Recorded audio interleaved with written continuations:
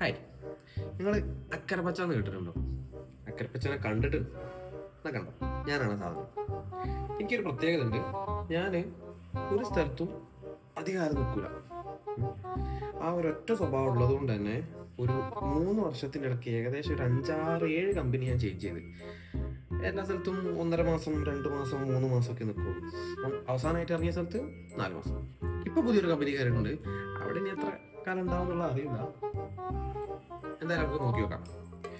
ഞാൻ ഈ ഒരു 3 വർഷമായിട്ട് സെയിം ഫീൽഡിലാണ് ചേഞ്ച് ചെയ്തുകൊണ്ടിരിക്കുന്നത്. പക്ഷേ അതിൻ്റെയൊക്കെ മുമ്പ് ഞാൻ പണിക്ക് പോകാൻ തുടങ്ങിയ സമയത്ത് എങ്ങനെയായിരുന്നു വെച്ച് കഴിഞ്ഞാൽ പണി തന്നെ മാറ്റിക്കണം.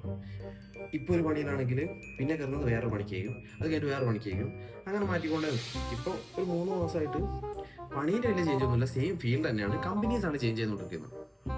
പണ്ട് ഞാൻ ഇതിനൊരു എക്സ്ക്യൂസ് പറയായിരുന്നു, നമ്മൾ ഒരു പണി മാത്രം പഠിച്ചാൽ മതി, എല്ലാ കാര്യം പഠിക്കേണ്ടതെന്ന്. അങ്ങനെ എല്ലാ സാധനത്തിൻ്റെ അകത്തും കുറച്ച് കുറച്ച് പഠിച്ചിട്ട് ഒരു കാര്യത്തിലും പ്രോ ആവാൻ പറ്റിയിട്ടില്ല, ഒന്നിനെ പറ്റി വലിയ ധാരണയില്ല.